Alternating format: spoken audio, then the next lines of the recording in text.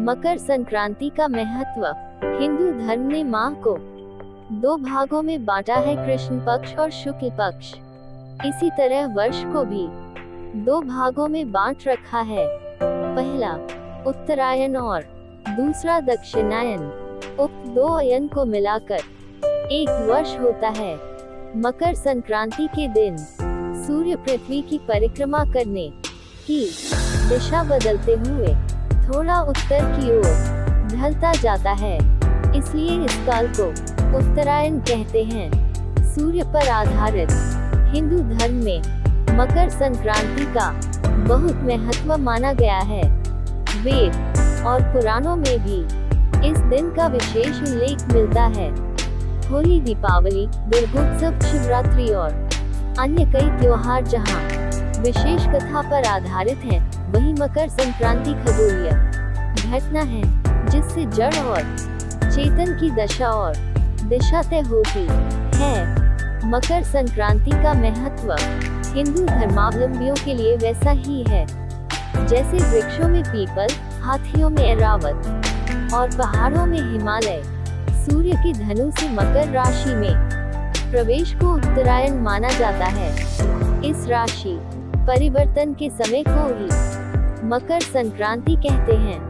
यही एकमात्र पर्व है जिसे समूचे भारत में मनाया जाता है, चाहे इसका नाम प्रत्येक प्रांत में अलग अलग हो और इसे मनाने के तरीके भी भिन्न हो, किंतु ये बहुत ही महत्व का पर्व है। इसी दिन से हमारी धरती एक नए वर्ष में और सूर्य एक नई गति में प्रवेश करता है। वैसे वैज्ञानिक कहते हैं कि 21 मार्च को धरती सूर्य का एक चक्कर पूर्ण कर लेती है, तो इस मान ने नववर्ष तभी मनाया जाना चाहिए।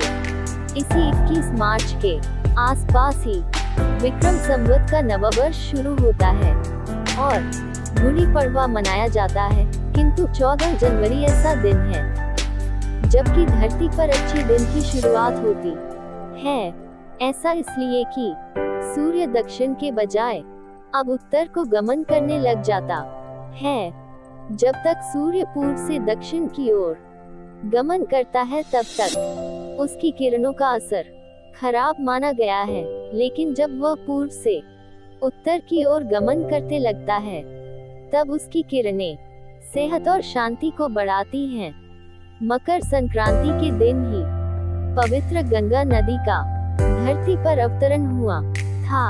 महाभारत में पितामह भीष्म ने सूर्य के उत्तरायण होने पर ही स्वेच्छा से शरीर का परित्याग किया था, कारण कि उत्तरायण में देह छोड़ने वाली आत्माएं या तो कुछ काल के लिए देवलोक में चली जाती हैं या पुनर्जन्म के चक्र से उन्हें छुटकारा मिल जाता है।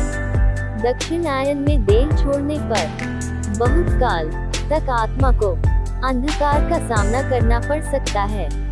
सब कुछ प्रकृति के नियम के तहत है, इसलिए सभी कुछ प्रकृति से बद्ध है। पौधा प्रकाश में अच्छे से खिलता है, अंधकार में सिकुड़ भी सकता है। इसीलिए मृत्यु हो तो प्रकाश में हो, ताकि साफ साफ दिखाई दे कि हमारी गति और स्थिति क्या है, क्या हम इसमें सुधार कर सकते हैं, क्या हमारे लिए उपयुक्त चयन का मौका है। स्वयं भगवान श्री कृष्ण ने भी उत्तरायण का महत्व बताते हुए गीता में कहा है कि उत्तरायण के 6 मास के शुभ काल में जब सूर्य देव उत्तरायण होते हैं और पृथ्वी प्रकाशमय रहती है, तो इस प्रकाश में शरीर का परित्याग करने से व्यक्ति का पुनर्जन्म नहीं होता। ऐसे लोग ब्रह्म को प्राप्त हैं। इसके विपरीत सूर्य के दक्षिणायन होने पर पृथ्वी अंधकार में होती है और इस अंधकार में शरीर त्याग करने पर पुनः जन्म लेना पड़ता है। अगर आपको हमारी ये जानकारी अच्छी लगी हो तो इस वीडियो को लाइक करें और शेयर करें।